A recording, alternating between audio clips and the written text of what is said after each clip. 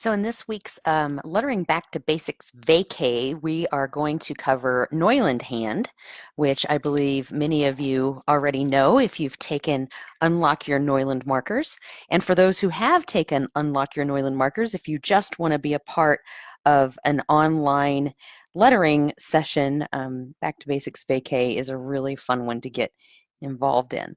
So Neuland Hand is usually 3.5 nib widths high.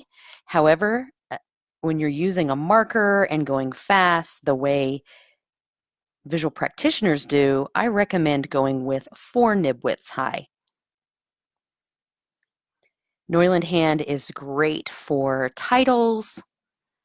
It's great for bold lettering styles, and you can use any broad edge marker to do them, but I recommend the big one or the fat one. Neuland Hand is a little slow, so I wouldn't recommend using the number 1 wedge nib, just because it's usually used for rapid capture. So, but this week we're going to be talking about Neuland Hand, and this is one of my hacks. For those of you who have my book, Lettering Journey, I talk about the fat one hack, and I just thought it would be fun to show a decorative lettering style. And again, this doesn't have to be 4 nib widths high. I just wanted to draw a big letter A. Oops, looking for the round nib.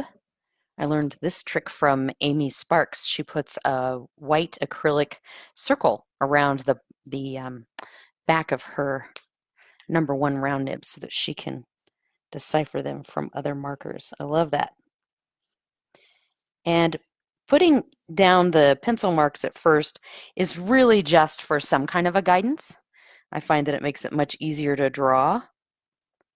And then, of course, you don't have to follow them if you don't want to. And then once that ink is dry, you can always erase the lines. And the reason why you want to wait for the ink to dry, because you wouldn't want it to smear. And erasing the lines isn't completely necessary if you're going to go over with a dark color. But if you're going to use a light color, what will happen is that ink will get trapped underneath, or the graphite will get trapped underneath the ink, and then you can't erase it afterwards. It kind of embeds it. Okay. All right, so I've put a dark outline there. I'm going to choose probably the largest size of the sketch ones and just do a quick, rough gestural outline with some crossing lines.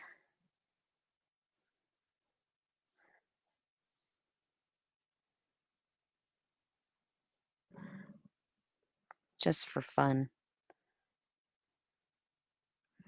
And then also be thinking about what kind of lines can I put in the middle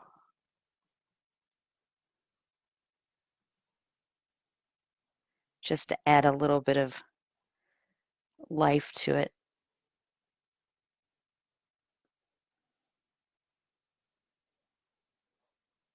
And these can kind of serve as almost like some kind of a coloring book, right? So I'll just pick some random colors that I have at my disposal here.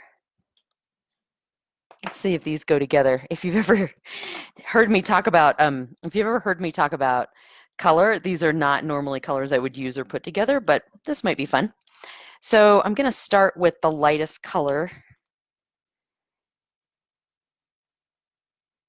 and just do these really small pieces here, because warm colors will come forward, and yellow usually always comes forward if it's a bright yellow. So that's fun. I'm going to create a little bit of a white space here. See if I can keep it up. If not, then it can easily be filled in.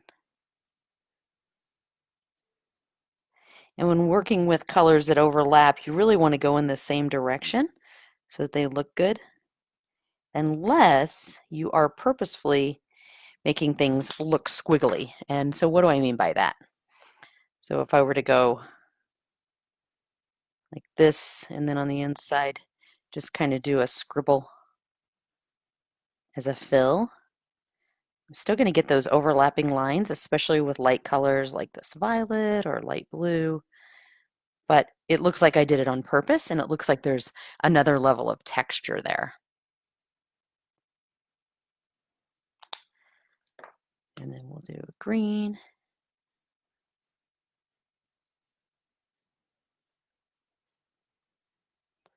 I'm going to take it right up to that other line.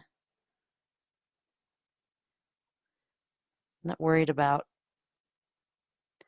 the parts that didn't overlap because that kind of adds another texture to it as well. And as I look around, I'm trying to find if there's another color that I can add. And I think I might go back to that purple because it was just so nice. And I like to draw squiggles. And so if you're into Zentangle, having open letters like this can be a lot of fun to fill with Zentangle. And lettering can be really meditative. You know, you have to really be in the moment in order to do it well.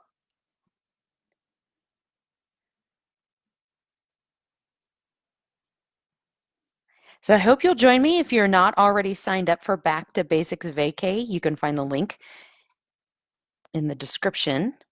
And this is the actually, Back to Basics Vacay follows Unlock Your Neuland Markers, but a lot more fun because we're doing it live and we get to letter together.